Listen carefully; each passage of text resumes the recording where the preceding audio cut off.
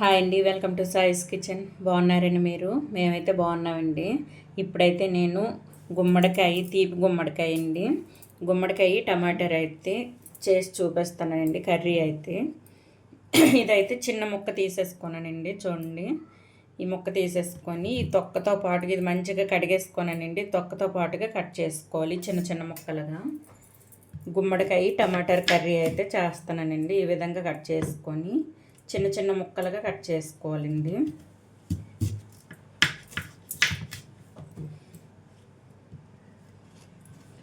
చూడండి, ఈ విధంగా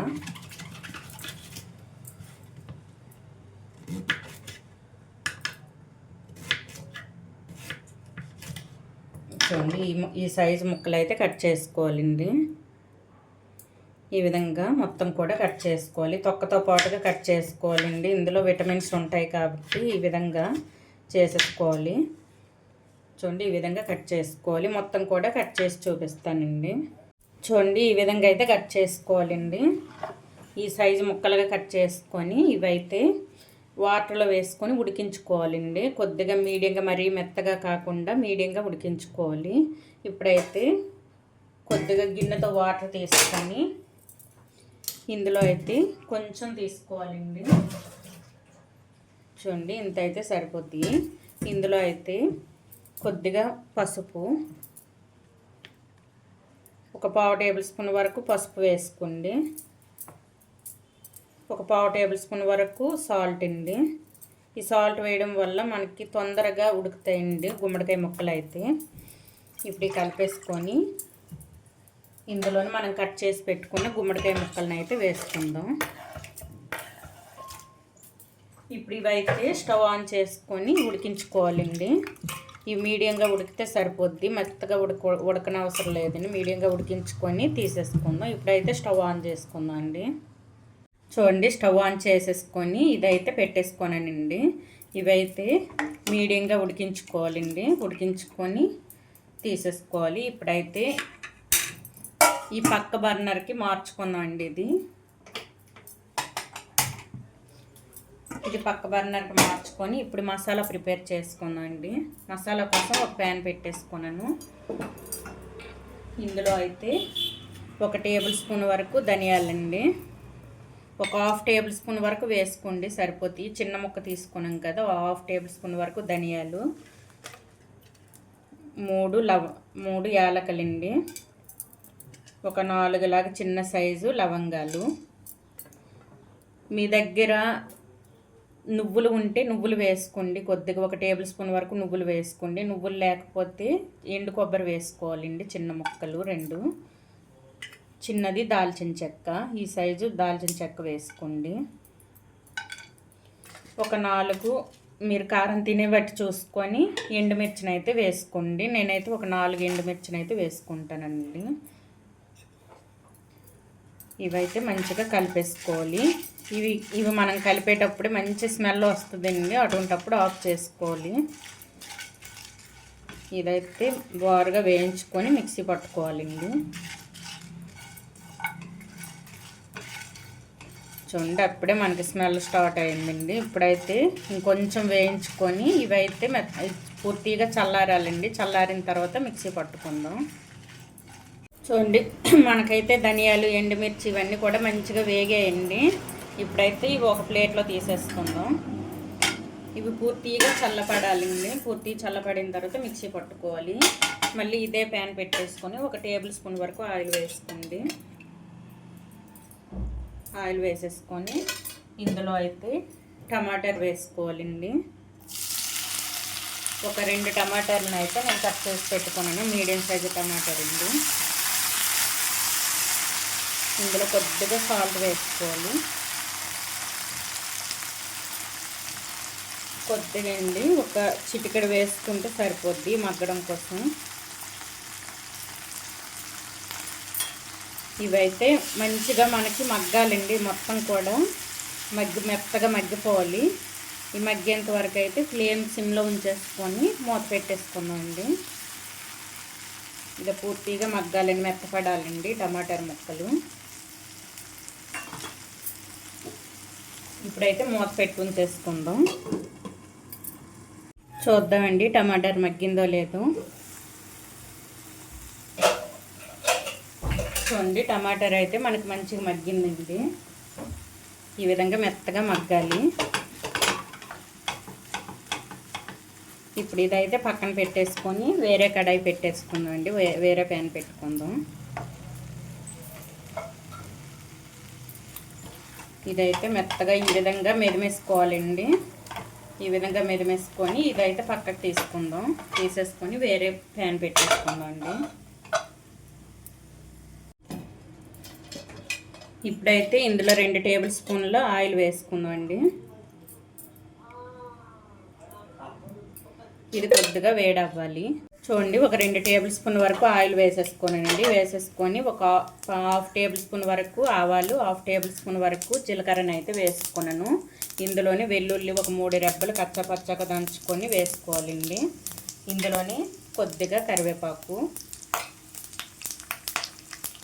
చిన్న సైజు 2 పచ్చిమిర్చి అండి. ఇదంతా కూడా కలిపేసుకోవాలి. కలిపేసుకొని ఇందులో మీడియం సైజు ఒక ఆనియన్ కట్ చేసి వేసుకుంటాను నేను. మనకైతే మసాలా కూడా చల్లపడిపోయిందండి. అది మిక్సీ కూడా పట్టాను. చూడండి పౌడర్ చేసేసుకొని ఇదైతే స్మెల్ మంచిగా వచ్చిందండి. మంచి స్మెల్ వస్తుందండి ఈ పౌడర్ అయితే. ఇప్పుడు ఇది మూత పెట్టేసుకొని పక్కన పెట్టేసుకుందాం అండి.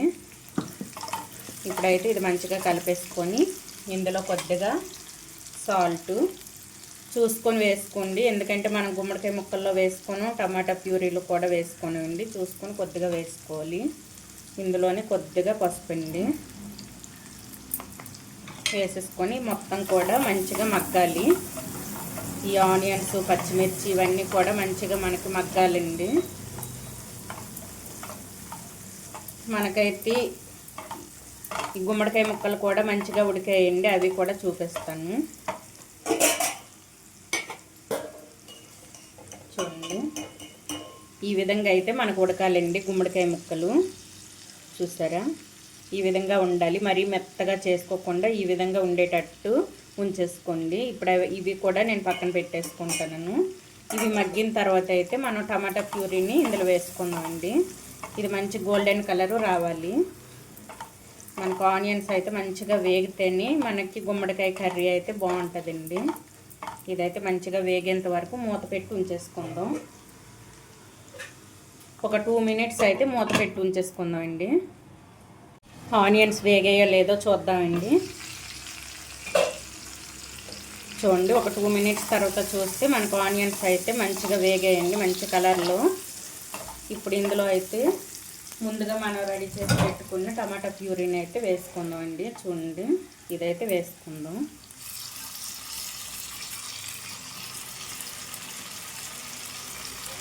వేసేసుకొని మొత్తం కలిపేసుకోవాలి. మొత్తం కూడా ఒకసారి కలిపేసుకుందాం. చూడండి ఈ విధంగా కలిపేసుకున్నాం కదండి. ఇప్పుడైతే ముందుగా మనం రెడీ చేసి పెట్టుకున్న మసాలాని అయితే వేసుకుందాం అండి. ఇంకా కారం ఇవేవి వేయవలసిన అవసరం లేదండి. ఎందుకంటే మనం ఎండుమిర్చి కూడా ఇందులో వేసుకున్నాం కదా. ఎండుమిర్చి వేసుకున్నాం, పోపులో పచ్చిమిర్చి కూడా వేసుకున్నాం కదా. కారం అయితే ఇప్పుడు వేయవలసిన అవసరం లేదండి. మొత్తం కలిపేసుకొని ఇందులోని మనం ముందుగా బాయిల్ చేసి పెట్టుకున్న గుమ్మడికాయ ముక్కలను కూడా వేసుకుందాం. ఇదిగోండి నేనైతే ఇవి వాటర్ తీసేసుకోనండి. వాటర్ తీసేసుకొని వేసుకుంటాను. ఫిల్టర్ చేసి ఈ ముక్కలను అయితే ఇందులో వేసుకున్నానండి. ఈ మొత్తం కూడా మంచిగా కలిపేసుకొని ఫ్లేమ్ పూర్తిగా మీడియంలో ఉంచేసుకొని ఒక 2-3 మినిట్స్ అయితే మగ్గనివ్వాలండి. మసాలా అనేది ఈ గుమ్మడికాయ ముక్కలకు పట్టేంత వరకు మసాలా మనం టమాటాలు కూడా వేసాం కదా, ఈ టమాటాలు కూడా మంచిగా దీనికి పట్టేంత వరకు ఒక 2-3 మినిట్స్ అయితే మూత పెట్టి ఉంచేయాలి. తర్వాత అయితే వాటర్ వేసుకుందాం. ఈ విధంగా కలిపేసుకొని ఒక 3 మినిట్స్ అయితే నేను ఉంచేసుకుంటానండి. ఫ్లేమ్ పూర్తిగా మీడియంలోనే ఉంచేసుకొని ఒక 3 మినిట్స్ ఉంచి తర్వాత వాటర్ వేసుకుందాం. మనకైతే 3 మినిట్స్ అయిందండి. ఇప్పుడు కర్రీ ఎలా రెడీ అయిందో చూద్దామా. చూడండి ఇప్పుడైతే 3 మినిట్స్ తర్వాత చూస్తే మనకి ముక్కలకి మసాలా మొత్తం పట్టిందండి మంచిగా. స్మెల్ అయితే మంచిగా వస్తుందండి. ఇప్పుడైతే కొద్దిగా వాటర్ వేసుకొని ముందుగా మీరు మిక్సీ పట్టుకున్నారు కదండి మసాలా పౌడరు, అదే మిక్సీ జార్లో కొద్దిగా వాటర్ వేసుకోవాలండి. ఈ ములిగేంత వరకు వాటర్ వేసుకోండి. ఎందుకంటే ఆల్రెడీ మనం బాయిల్ చేసేసుకున్నాం కదండి గుమ్మడికాయ ముక్కల్ని, ఎక్కువ ఉడకవలసిన అవసరం లేదు. కొద్దిగా వాటర్ వేసుకుంటే సరిపోద్దండి. చూడండి ఒక 2-3 మినిట్స్ ఇదైతే మూత పెట్టి ఉంచేసుకుందాం. చూడండి ఈ కొద్దిగా గ్రేవీ దగ్గర పడేంత వరకు ఈ మూత పెట్టి ఉంచేసుకుందాం అండి. తర్వాత చూపిస్తాను. చూడండి ఈ విధంగా మనకైతే ఏమాత్రం వాటర్ వేసుకుంటే సరిపోద్దండి. ఎక్కువ వేయవలసిన అవసరం కూడా లేదు. ఆల్రెడీ మనం బాయిల్ చేసుకున్నాం కాబట్టి ఎక్కువ వేయవలసిన అవసరం లేదండి. ఇప్పుడైతే మూత పెట్టేసుకుందాం. ఎటువంటి మసాలాలు ఏవి మరి పౌడర్లు వేయవలసిన అవసరం లేదండి. మనం వేయించి పెట్టుకున్న ఆ మసాలా ఒక్కటి వేసుకుంటే సరిపోద్ది గుమ్మడికాయ టమాటర్ కర్రీలో అయితే. ఈ విధంగా అయితే ఒక 3 మినిట్స్ నేను ఇదే విధంగా మీడియంలో ఉంచేసుకుంటానండి. ఈలోగా అయితే ఇది గ్రేవీ మనకు దగ్గర పడుతుంది. టేస్ట్ అయితే సూపర్గా ఉంటుందండి. అంతవరకు 3 మినిట్స్ వరకు మూత పెట్టి ఉంచేసుకుందాం. చూద్దామండి గుమ్మడికాయ కర్రీ మనకి రెడీ అయిందో లేదో. చూడండి ఒక 3 మినిట్స్ తర్వాత చూస్తే మనకైతే ఆయిల్ పైకి తేలింది. చూడండి ఈ విధంగా ఆయిల్ పైకి తేలిందంటే మనకి కర్రీ రెడీ అయిపోయినట్టండి. చూడండి ఈ విధంగా అయితే ఉంటుందండి గుమ్మడికాయ టమాటర్ కర్రీ అయితే. ఇదైతే ఒక బౌల్లో తీసేసుకుందాం. ఇప్పుడు కొద్దిగా కొత్తిమీర చల్లేసుకుందాం అండి. చల్లేసుకొని ఇప్పుడైతే ఒక బౌల్లో తీసి చూపిస్తాను. చూడండి చాలా టేస్టీగా ఉండే గుమ్మడికాయ టమాటర్ కర్రీ అయితే మనకు రెడీ అయిపోయిందండి. ఈ విధంగా అయితే చేసుకోండి. ఈ గుమ్మడికాయ కర్రీని అయితే చాలా టేస్టీగా ఉంటుందండి. మనకైతే పండగ టైంలో గుమ్మడికాయలు ఎక్కువ దొరుకుతుంటాయండి. పండగ సీజన్లోనే మనకి ఎక్కువ గుమ్మడికాయలు కనిపించుతుంటాయి. అటువంటిప్పుడైతే గుమ్మడికాయలను తెచ్చుకొని ఈ విధంగా కర్రీ చేసుకోండి, బాగుంటుందండి. చిన్నపిల్లలు కూడా తినేస్తారు, అంత టేస్ట్గా ఉంటుంది. మసాలాలు కూడా ఎక్కువ వేసుకోలేదు కదండి, పర్లేదండి, ఇది తినొచ్చు. ఈ విధంగా అయితే చేసుకోండి. గుమ్మడికాయతో స్వీట్స్ కూడా చేసుకోవచ్చండి. గుమ్మడికాయ హల్వా ఇటువంటివి కూడా, గుమ్మడికాయ అప్పాలు కూడా చేసుకోవచ్చు. చూడండి చాలా టేస్టీగా ఉండే ఈ గుమ్మడికాయ కర్రీ కనుక మీకు నచ్చినట్లయితే అండి లైక్ చేయండి, షేర్ చేయండి, నా ఛానల్ను సబ్స్క్రైబ్ చేసుకోండి. ఓకే, బాయ్ అండి.